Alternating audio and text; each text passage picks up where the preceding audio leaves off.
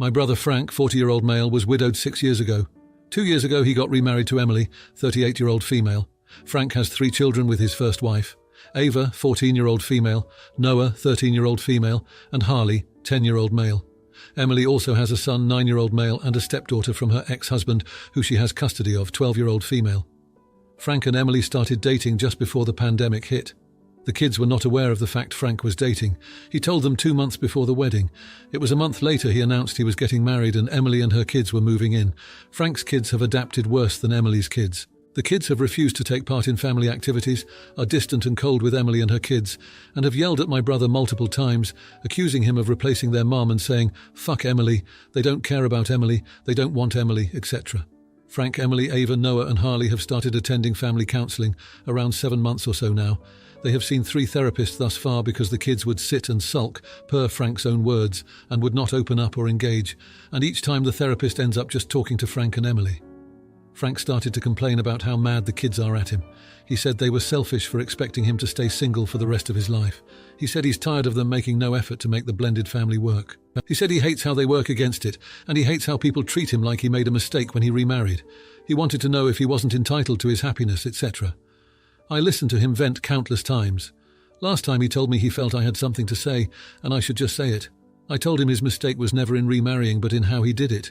He only told the kids he was dating 2 months prior to his wedding, told them a month later he was getting married, and 3 people were moving in and then married in that 2-month timeline when everything was still very new and strange to them. I told him most kids will struggle with the idea of their parent moving on after divorce or the death of their parent. That's why people usually spend years dating and getting the kids adjusted, so they have time to process and work through their feelings, to work through the fresh wave of grief that hearing news like that would bring. I said dating and letting everyone get to know each other over a period of time and helping the kids through is the best way to make a blended family. He got mad at me and told me he shouldn't have to adjust his timeline for anyone, not even his kids. I asked him how he'd feel to hear Dad is dating someone 30 years after our mum died. He told me there is no way Dad would do that and frick me for even suggesting it. I told him so he'd have a problem with it, but can't understand his kids having a problem with him doing it. He told me it's not the same and he's not judging Dad, but I'm judging him, and that makes me a jerk. Am I the idiot? Now for a few comments before the update. Comment 1. Not the jerk at all. Those poor kids. Frank sounds like he is the worst.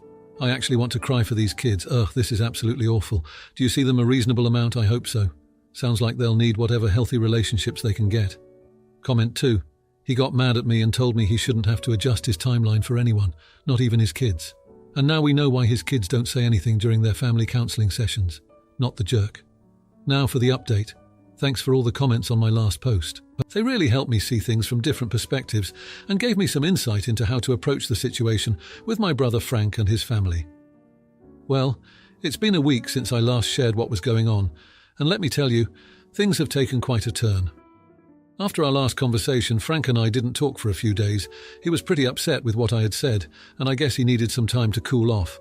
But then, out of the blue, he called me up and asked if we could meet for coffee. We sat down and he looked different, almost like a weight had been lifted off his shoulders.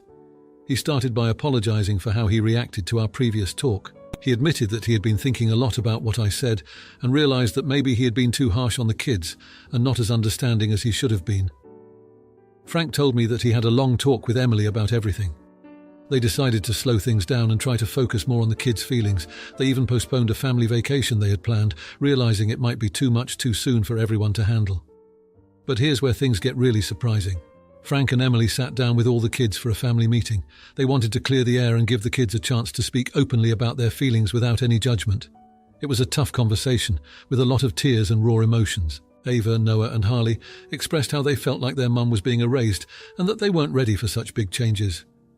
During this heart-to-heart, Emily's son, who had been pretty quiet up until now, suddenly spoke up. He revealed that he had overheard a conversation between Emily and her ex-husband that he wasn't supposed to hear. Apparently, Emily's ex had been pressuring her to fight for full custody of their daughter, who currently lived with him. He had been using the tension in Frank's household as leverage, claiming the environment was unstable for their daughter. This was a bombshell for everyone. Emily was in tears, explaining that she never wanted to bring this up because she didn't want to add to the stress the family was already going through. She had been trying to handle it quietly with her lawyer, hoping to resolve things amicably without involving the kids. The revelation seemed to shift something in the dynamic. Suddenly, Frank's kids saw Emily in a different light. They realized she was dealing with her own struggles and that she was trying to protect them from more drama. It was a turning point. Ava, Noah, and Harley started to open up more, and for the first time, it felt like they were really talking to Emily and her kids, not just coexisting with them. Frank was stunned by all of this. He had no idea about the custody battle Emily was facing, and it made him see how much she had been juggling.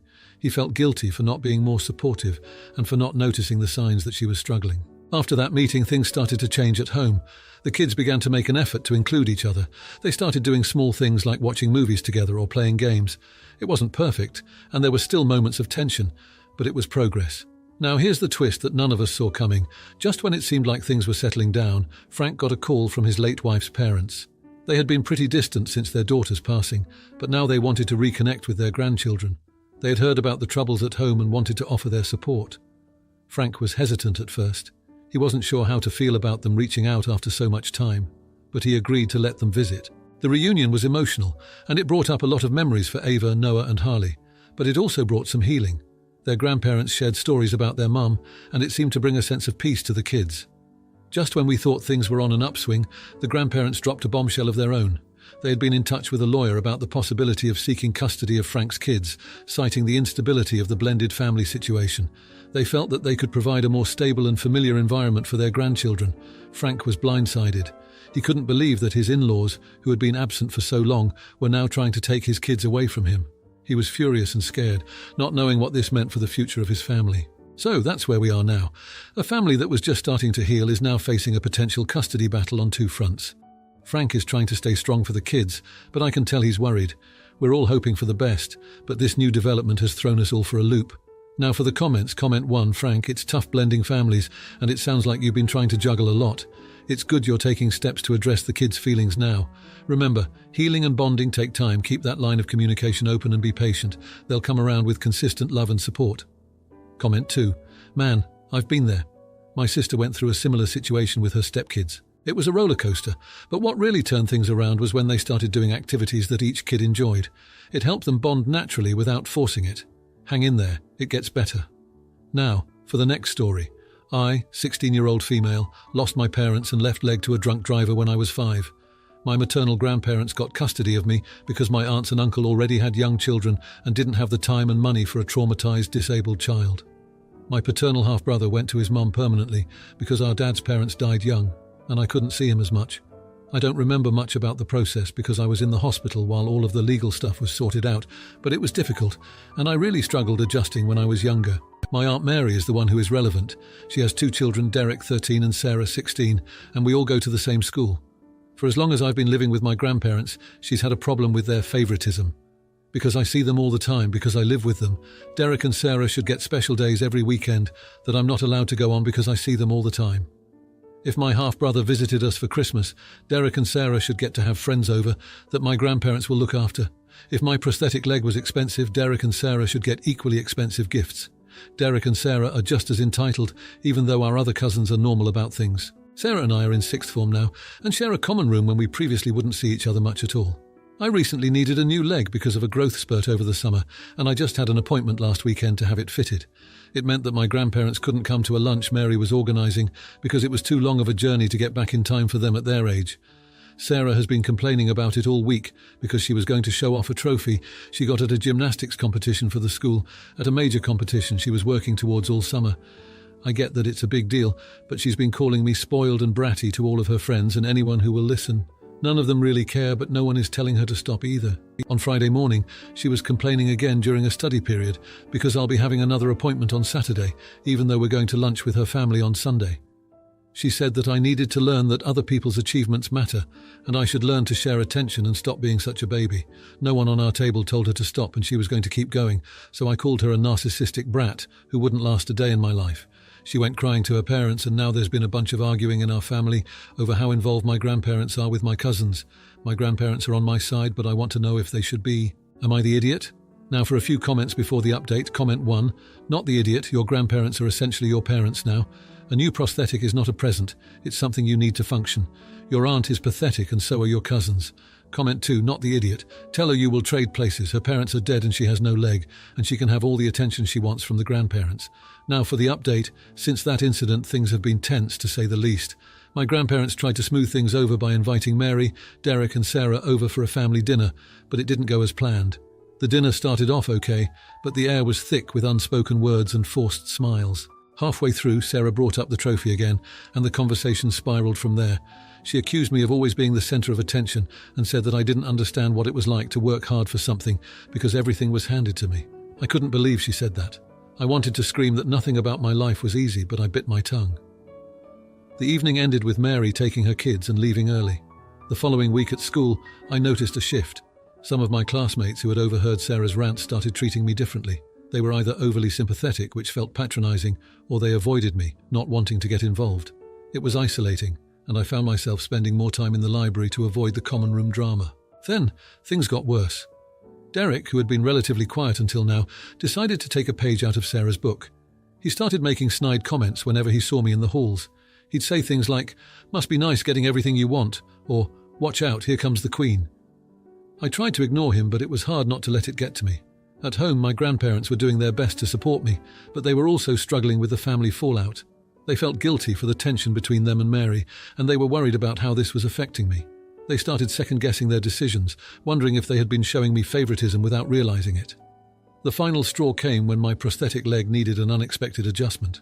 The socket was causing me discomfort, and I had to miss a day of school to get it fixed. When I returned, I found out that Derek had spread a rumor that I skipped school on purpose to get out of a test. I was furious and confronted him about it, but he just shrugged and walked away. That weekend, my grandparents sat me down for a talk. They said they wanted to make things right with Mary and her family, but they didn't know how. They suggested that maybe we could all go to family counselling, but I wasn't sure if that would help or just make things more complicated. Now I'm stuck in this weird place. I'm angry at Sarah and Derek for how they've treated me, but I also feel bad for my grandparents. They're caught in the middle of this mess, and it's not their fault. I don't know if I should push for family counselling, or if I should just try to keep my distance from my aunt and cousins. I'm also worried about the long-term effects this could have on our family. It's like we're at a crossroads, and I have no idea which path to take. Now for the comments, comment 1. Hey there, I'm really sorry to hear about the tough spot you're in. Have you tried sitting down with your grandparents and explaining how this whole situation makes you feel?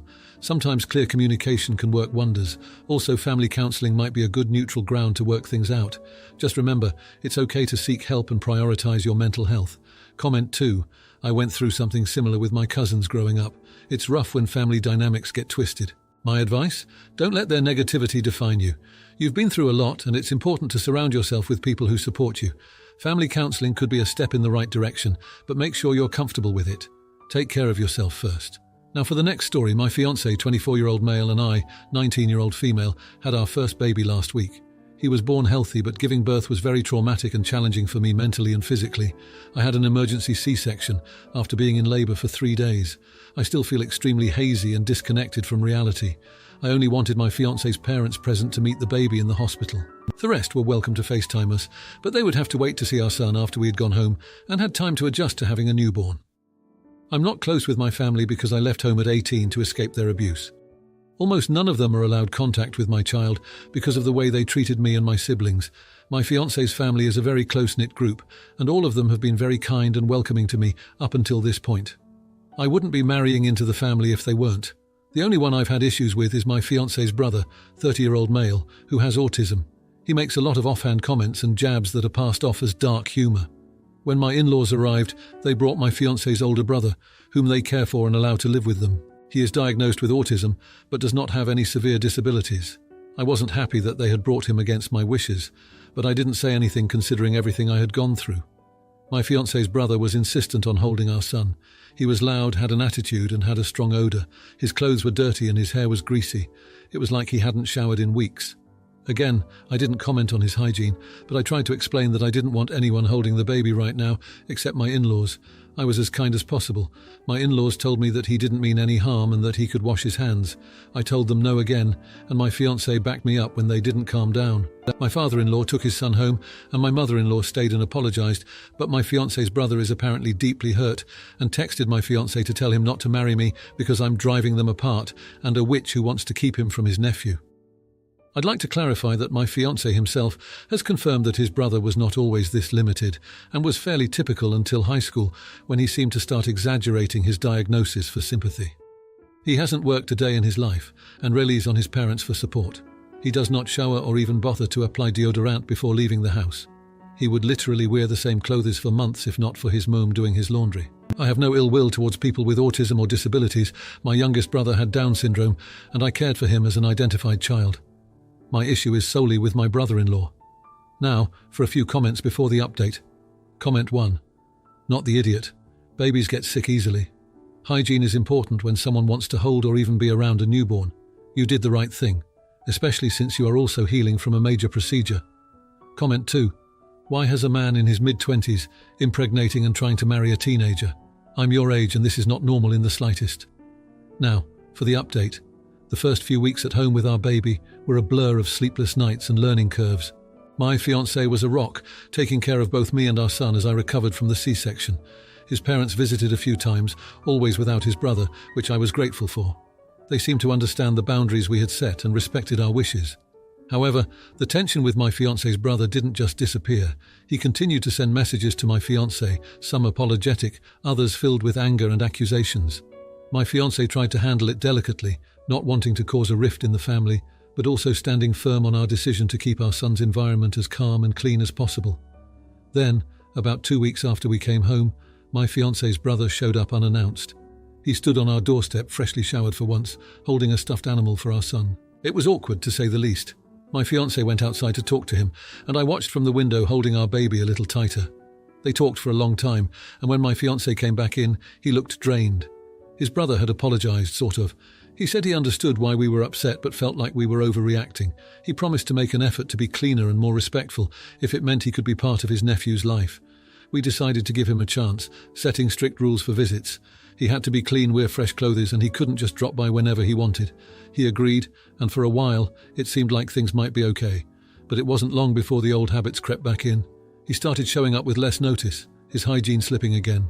My fiancé had to turn him away at the door more than once, which led to more angry messages and accusations that we were being unfair. In the midst of all this, my own family drama started to resurface. I received a letter from my estranged mother, full of apologies and pleas for a chance to meet her grandson. It was the last thing I needed. I hadn't told my fiancé about it yet, unsure of how to even approach the subject given everything else we were dealing with. And then, just when I thought things couldn't get more complicated, my fiancé's parents sat us down for a talk. They were worried about his brother, about the family dynamic, and about us. They suggested family therapy, a neutral ground where we could all talk about our issues and try to find a way forward. We agreed hesitantly. The first session was tense, with my fiancé's brother barely speaking to me. But as the weeks went by, we started to make some progress, or at least it felt like we were. It's been a month now since our son was born, and life is still a juggling act of new parenthood, family tensions, and trying to find our footing. My fiancé and I are stronger than ever, united in our love for our son and our desire to protect him. But there are still so many questions hanging in the air. Will my fiancé's brother truly make an effort to change? Can we find a way to include him in our son's life without the drama? And what about my own family? Do I dare open that door, or is it better left closed? I guess only time will tell. For now, we're taking it one day at a time, holding our little boy close and hoping for the best. Now for the comments. Comment 1. Not the idiot. It's important to set boundaries, especially after a traumatic birth. Maybe consider a mediated conversation with your brother-in-law to address your concerns directly. It might help clear the air and establish mutual respect. Remember, your comfort and your baby's well-being come first. Comment 2. Not the idiot, but girl. You're navigating a family minefield with more drama than a soap opera. Keep that spine shiny and stand your ground. Maybe get your brother-in-law a soap on a rope as a peace offering. Just kidding, but seriously, protect your peace and that little bundle of joy. If you like this video, you'll probably like these too. Also, while you're here, please consider subscribing. It's your support that keeps this channel alive and allows me to make better and longer videos. Have a great day.